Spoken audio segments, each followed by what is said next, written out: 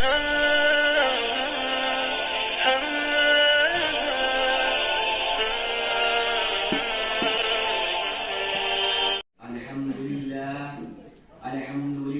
رب العالمین والصلاة والسلام على سید الانبیاء والمرسلین وعلى آلہ واصحابہ اجمعین اما بعد فاعوذ باللہ من الشیطان الرجیم بسم اللہ الرحمن الرحیم وعنتم اللعلون ان کنتم مؤمنین صدق اللہ العظیم۔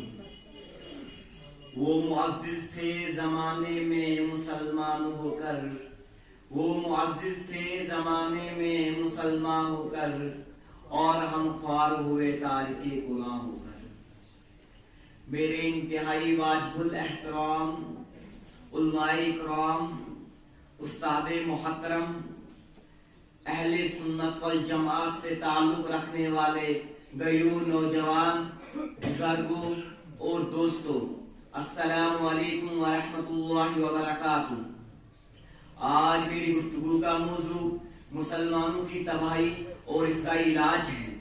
آئیے اس موضوع کے تحت ہم اپنے شاندار ماضی پر ایک نظر ڈال کر مستقبل کی تعمیر و ترقی کے سامان تلاش کریں۔ قرآن کریم میں رب ذوالجلال کا ارشاد ہے وَأَنْتُمُ الْأَعْلَوْنَ إِن كُنتُم مُؤْمِنِينَ، تم ہی سر بلند رہو گے اگر تم مومن ہو۔ یہ ارشاد باری ہماری پوری تاریخ کا اختصار ہے اور اسی میں ہماری ترقی کا راز مضمر ہے۔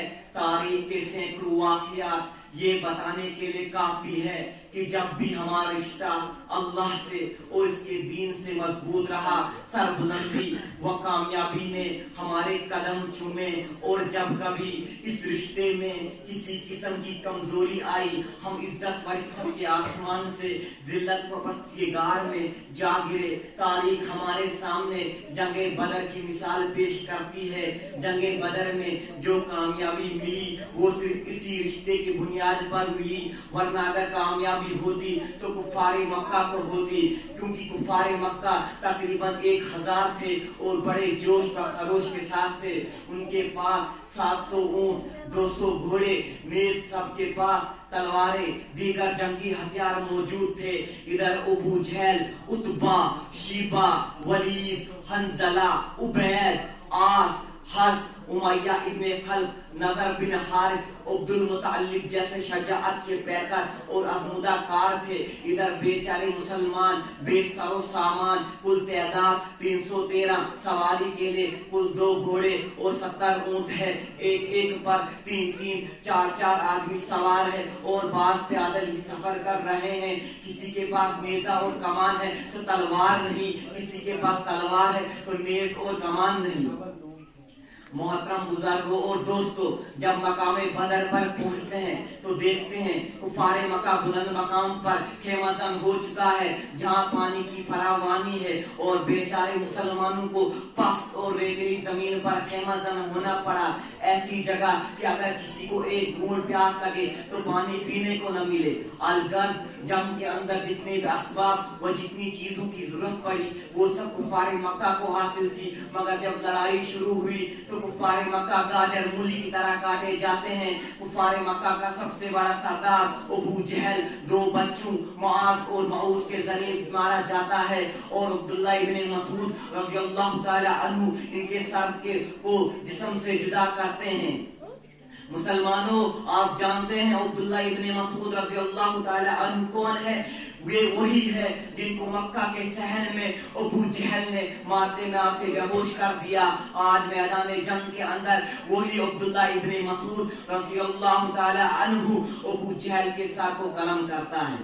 امیہ ابن خلف ابو جہل کے بعد کفار مکہ کا سب سے بڑا سردار سمجھا جاتا تھا، مگر اپنے ساتھیوں کو اس طرح تحقیق ہوتے دیکھ کر میدان جنگ چھوڑ کر مکہ کی طرف بھاگ پڑا۔ حضرت بلال حبشی رضی اللہ تعالی عنہ اس کے پیچھے بھاگے اور قریب پہنچ گئے۔ امیہ ابن خلف گھبرا کر گھوڑے سے نیچے گر جاتے ہیں اور پیٹھ کے بل لیٹ جاتے ہیں، شور مچاتے ہیں، امن چاہتے ہیں، معافی مانگتے ہیں، لیکن لیکن حضرت بلال حبشی رضی اللہ تعالی عنہ ان کی پیٹھ پر نیچے سے تلوار چلا دیتے ہیں اور اس کو جہنم رسید کر دیتے ہیں۔ اسلام کے نوجوانوں، جانتے ہو یہ بلال حبشی رضی اللہ تعالی عنہ کون ہے؟ اسی امیہ ابن خلف کے غلام تھے۔ جب اسلام قبول کیا، امیہ ابن خلف دوپہر کے وقت مکہ کے اندر تپتی ہوئی ریت پر لٹا کر پتھر کی بڑی بڑی چٹانیں رکھ دیتا تھا تاکہ یہ حرکت نہ کر سکے۔ رات کو جنجیروں سے باندھ کر کوڑے لگاتا، اگلے دن ان کو گرم زمین پر لٹا کر زیادہ زخمی کیا جاتا کہ تکلیف سے بے قابو ہو کر اسلام سے پھر جائے یا یوں تڑپ تڑپ کر مر جائے۔ پیروں میں رسی باندھ کر مکہ کی گلیوں میں گھسیٹا جاتا تھا۔ طرح طرح کی اذیتیں اور تکلیفیں پہنچائی جاتی تھی، یہاں تک تکلیف دینے والا تھک جاتا تھا، اگتا جاتا تھا۔ کبھی امیہ ابن خلف کا نمبر آتا ہے، کبھی ابو جہل کا نمبر آتا ہے، کبھی اوروں کا نمبر آتا ہے۔ آج میدان جنگ کے اندر وہی امیہ ابن خلف، وہی غلام اپنے خالق و مالک یعنی امیہ ابن خلف کو قتل کرنے کے لیے دوڑ رہا ہے اور امیہ ابن خلف میدان جنگ چھوڑ کر بھاگ رہا ہے۔ مسلمانوں، وہ کون سی چیز تھی جس نے غلاموں کو غالب اور آقا کو مغلوب کر دیا؟ سچ فرمایا ہے اللہ تبارک و تعالی نے، وَأَنْتُمُ الْأَعْلَوْنَ إِن كُنتُم مُؤْمِنِينَ، تم ہی سر بلند رہو گے اگر تم مومن ہو، بشرطے کہ تم سچے پکے مسلمان رہے۔ اسی طرح دوسرے کفار مکہ اپنے ساتھیوں کو اس طرح مقتول ہوتے دیکھ کر میدان جنگ چھوڑ کر بھاگنے لگے۔ 70 مقتول ہوئے اور 70 گرفتار ہوئے اور مسلمانوں کو ایسی فتح حاصل ہوئی جس کو تاریخ فراموش نہیں کر سکتی۔ مگر افسوس، صدا افسوس، آج جہاں دیکھے، جس طرف دیکھے، مسلمان خوفناک طوفان میں گرا ہوا نظر آتا ہے۔ کہیں مسلمانوں کی آبرو کو پامال کیا جا رہا ہے، کہیں مسلمان غلامانہ زندگی بسر کر رہا ہے۔ حضرات، آج ہم اور تم اندلس کو نہیں جانتے، حالانکہ یہ اندلس ایک وقت میں مسلمانوں کی سب سے بڑی طاقت اور حکومت تھی، پوری دنیا میں شان و شوکت کی شہرت تھی اور وہاں تقریباً 750 سال مسلمانوں کی حکومت رہی ہے۔ آج وہاں کی حالت یہ ہے کہ ایک مسلمان نام لینے کو نہیں نظر آتا۔ مسلمانوں کے اوپر تباہی اس طرح آئی، نہ صرف یہ کہ مسلمانوں کو بے گھر کیا گیا، ہزاروں مسلمانوں کو اپنا مذہب چھوڑنے پر مجبور کیا گیا، زندہ مسلمانوں کو آگ میں جلایا گیا، زندہ مسلمانوں کو زمین میں دفن کیا گیا۔ یہی وجہ ہے کہ آج وہاں کوئی کلمہ پڑھنے والا نظر نہیں آتا۔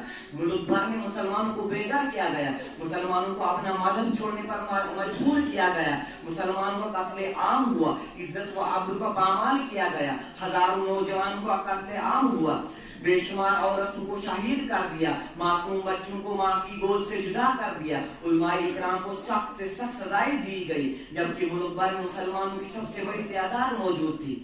میرے محترم بزرگوں، آپ دور نہ جائیے، خود اپنے ملک کے اندر دیکھیں، آج ہمارے ساتھ کیا نہیں کیا جا رہا ہے، کون سی ایسی مظالم ہیں جن کو ہم برداشت نہیں کر رہے ہیں، حالانکہ اس ملک کے اندر ہماری حکومت رہی ہے۔ آج یہاں کی حالت یہ ہے کہ آج ہم اطمینان کے ساتھ زندگی گزار نہیں سکتے، کہیں ہماری قتل کی تدبیریں سوچی جاتی ہے، ملک سے نکالنے کے لیے منصوبے بنائے جاتے ہیں، کہیں ہمیں غیر ملکی کہہ کر بدنام کیا جاتا ہے۔ مسلمانوں، کیوں ہماری حالت آج ایسی ہو گئی ہے؟ کسی شاعر نے کیا خوب کہا ہے، سوئی ہوئی قومیں جاگ اٹھی، بیدار مسلمان سوتا ہے، سوئی ہوئی قومیں جاگ اٹھی، بیدار مسلمان سوتا ہے، گہوارے قلب مومن میں اب جذبہ ایمان سوتا ہے۔ مغرب کی وادیوں میں گوجے ازاں ہماری، مغرب کی وادیوں میں گوجے ازاں ہماری، تھمتا نہ تھا کسی سے سیلے روا ہمارا۔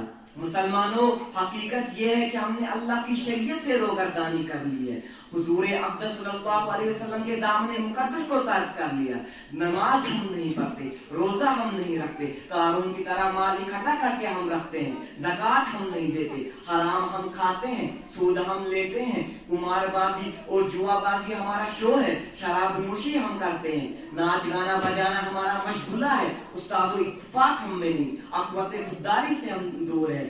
گویا کہ نبی کریم صلی اللہ علیہ وسلم کے اصحاب کرام کی کوئی علامت ہم میں نہیں. نہ ہماری زندگی اسلامی زندگی ہے، نہ ہمارا طریقہ اسلامی طریقہ ہے.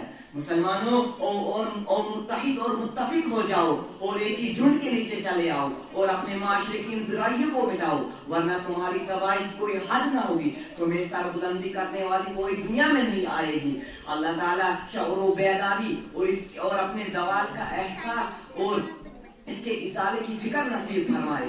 آمین. وآخر الدعوانا ان الحمد للہ رب العالمین.